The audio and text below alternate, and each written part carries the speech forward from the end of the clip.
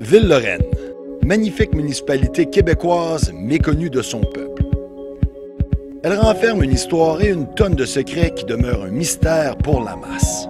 Cette banlieue offre des endroits en milieu naturel ayant une biodiversité incroyable qui peut se faire apprécier autant par ses résidents que ses voisins, et ce, en toute saison. Accessible, il est possible de s'évader dans une de ces forêts et témoigner des spectacles éphémères du monde naturel québécois. Une multitude de plantes médicinales et comestibles, d'animaux sauvages communs et plus rares, définissent son territoire qui est riche en espèces et en histoire. On peut y retrouver des décombres enterrés par le passé et d'autres toujours présents à ce jour.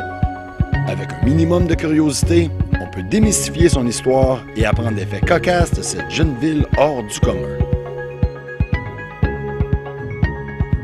La Maison Gart est un de ces monuments historiques toujours présents et possède un jardin immense, y cachant des vestiges oubliés.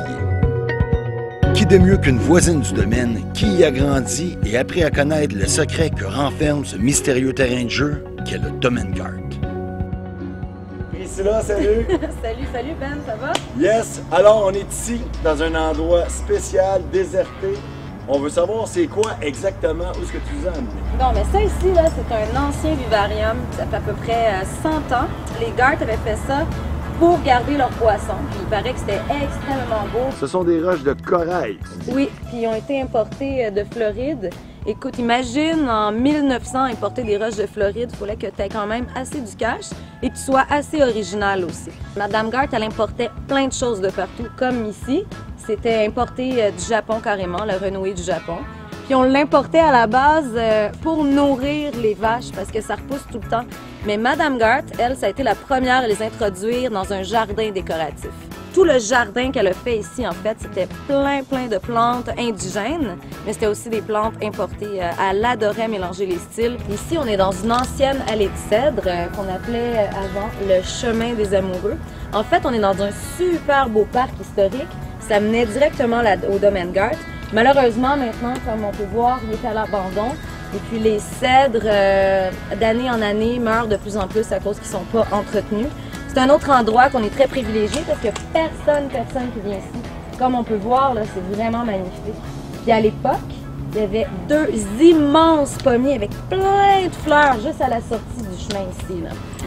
Fait que c'est ça. Malheureusement, comme vous pouvez voir, c'est complètement, mais vraiment fini. Puis si on fait rien, la renouée du Japon, qui est une plante très invasive et qui attaque des fois les racines des arbres, va finir par tout tuer les cèdres si personne les coupe. Priscilla, nous sommes ici, toujours sur le domaine Gart, à côté d'un monument historique incroyable, la grange. Qu'est-ce qu'il y a de spécial sur cette belle grange-là?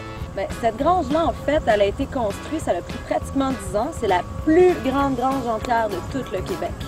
Et puis, elle a été faite sur 3 étages. C'est un super monument historique. Malheureusement, la Ville de Lorraine l'entretient, mais aucunement. Le toit est en train de pourrir. C'est la seule grange en pierre du Québec qui est faite comme ça. Il n'y en a pas d'autres. Et je ne veux pas m'avancer, mais paraîtrait-il que dans le reste du Canada, non plus, en fait. Fait qu'elle n'est pas entretenue du tout. Et il y a un super projet du super maire de Lorraine qui veut construire à 150 pieds de la grange un immeuble de 10 étages, imaginez-vous donc. Super! Mais il n'est pas capable de rénover le toit. Fait que c'est à peu près ça, là. Ça pourrait servir pour faire un théâtre d'été, un marché de légumes pendant l'été. Ça pourrait servir à tellement de choses. Un centre culturel, mais non. On aime mieux laisser ça comme ça. Puis, ça pourrait être tout simplement un musée historique de la Ville de Lorraine. Absolument. Ce qui est très drôle, c'est que le maire, bien, la Ville de Lorraine, en fait, se sert de la Maison Gart et du domaine Gart comme photo pour leur site de bienvenue, mais ils en prennent aucunement en compte. On vient de parler de cette magnifique grange. Quelle est la suite? Mais maintenant, je vais aller vous montrer la petite pervenche. C'est une plante hallucinante avec des propriétés vraiment bonnes pour nous. Puis c'est une des premières petites pervenches qui est arrivée au Québec. C'est Madame Gart qui l'a amenée en fait. C'était pour son jardin, mais bien entendu, c'était pour son côté médicinal aussi. Alors on s'en va vers là. On est ici dans cette dans cette verdure incroyable. Hein? C'est comme ce sont des espèces de vignes de sol. Là. Ça tapisse le sol au complet. Oui. C'est ça ta pervenche? Oui, ça c'est de la petite pervenche. Puis là, on voit pas partout, mais il y en a là, pour au moins, j'en ai aucune idée, mais ça couvre toute la forêt ici. C'est une plante très, très, très bonne pour le corps humain. Puis ce qui est magnifique quand tu viens au printemps, là, ça vient mauve partout parce que ça fait plein de fleurs mauves. Puis c'est un endroit ici où est-ce qu'on se trouve, c'est l'endroit où est-ce qu'ils veulent construire la foutue bâtisse de 10 étages. Ah. Puis en dessous de nous, cette plante-là, ben en dessous de nous, il y a des sources d'eau qui nourrissent le marécage qui est derrière nous. Puis s'ils construisent l'immeuble, bien entendu, ils vont rabattre la nappe phréatique. Donc ça va être terminé. Petite question. Ouais. Me semble que j'ai entendu parler tantôt qu'il y avait énormément de bonnes propriétés pour le corps humain. Mais il faut faire attention, il y a un temps pour l'accueillir. Oui, mais ça, je pense que je vais introduire notre spécialiste en plantes pour ça. Est-ce que ça te dérange? Absolument pas, c'est qui? C'est Victor, monsieur. Victor Zaro. Victor, mesdames et messieurs, Tu viens un nous joindre? phénomène en soi. Victor, bienvenue à Télévision Cormier. Bonjour mon Ben, c'est tout un privilège d'être ici sur Télévision Cormier pour la première fois. Pervenche, petite pervenche, parle-nous-en mon gars. Oui, cette plante médicinale qui vient d'Europe a été apportée ici. Ça a l'air, c'est la première chousse d'Europe est ici, qu'on nous sommes assis dedans.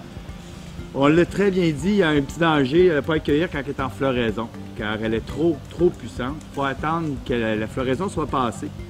Puis l'autre chose de très important, c'est que la pervenche, elle va résister, on peut en cueillir même jusqu'au mois de décembre, elle est verte. C'est une plante extrêmement puissante qui résiste l'hiver, même quand on veut la faire sécher, il faut être très patient, ça prend du temps. On pense qu'elle est sec, et non, je vous le dis, au moins 1 mois à laisser sécher lentement pour que les feuilles s'effritent. Sinon, on la met à bocal, elle va pourrir.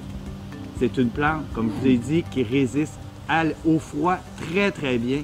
Puis en tisane, même que moi, quand je me promène, le jour, je vois beaucoup de monde, je fais du porte-à-porte dans mon quotidien, mais j'en mange. Tu peux la plier, puis la mastiquer comme du tabac. C'est très amer, oui, mais on le sent, c'est une plante qui désintoxe, qui nettoie. C'est un peu comme du tabac ou comme la coke, finalement, la cocaïne. Du Québec. Imaginez, mesdames et messieurs, une plante similaire à la cocaïne, provenant d'ailleurs, mais maintenant installée ici, au Québec, envahissant les sols du domaine Gart. Mon Dieu, on découvre tout le temps plein de trucs à Télévision Cormier. Merci, monsieur Puis, Victor. je voulais dire, ça réveille. Comme un peu la cocaïne. Utilisée depuis plusieurs siècles, cette plante pérenne améliore la circulation cérébrale et augmente l'oxygénation du cerveau. Elle est bonne contre les saignements mineurs en usage externe, aussi contre les ecchymoses et les segments génitaux. Dû à sa qualité astringente, on peut l'utiliser contre les pertes blanches et l'entérite. Des infusions sont recommandées pour l'usage interne et externe suite à des impacts subis par le corps, comme des coups ou les chutes. Elle est aussi efficace contre les maux de gorge, la gingivite et les inflammations des muqueuses buccales. Elle est utilisée comme gargarisme. Hypoglycémiante, antitumorale, elle abaisse le taux de globules blancs dans le sang, en plus de diminuer la pression artérielle et de faire chuter la noradrénaline dans le cerveau. On l'utilise contre l'hypertension et les migraines. La petite pervenche est une plante médicinale extrêmement puissante, mais la plante entière est toxique. Elle peut agir de façon néfaste sur les reins et le foie. Il faut donc demander conseil à un herboriste, un pharmacien ou encore un médecin, spécialement pour ce qui est de l'usage interne. Elle peut être utilisée contre beaucoup d'autres symptômes. Je vous conseille fortement de faire vos recherches sur cette petite plante importée d'Europe qui maintenant a trouvé maison ici dans la belle province du Québec. Ce segment a été filmé en 2013. Aujourd'hui, en 2016, le toit de la grange est rénové, mais malheureusement, le bâtiment de 10 étages est construit et la petite pervenche qui datait de plus de 100 ans a presque tout été détruite dû à la négligence de la ville. Cependant, en 2011, le conseil municipal de Ville-Lorraine a fait un référendum afin de savoir si les Lorrains acceptaient que la ville procède à l'acquisition de la partie zonée résidentielle de la forêt du Grand Coteau. L'acquisition a été effectuée, voici donc, chers Québécois, ce que les Lorrains ont sauvé.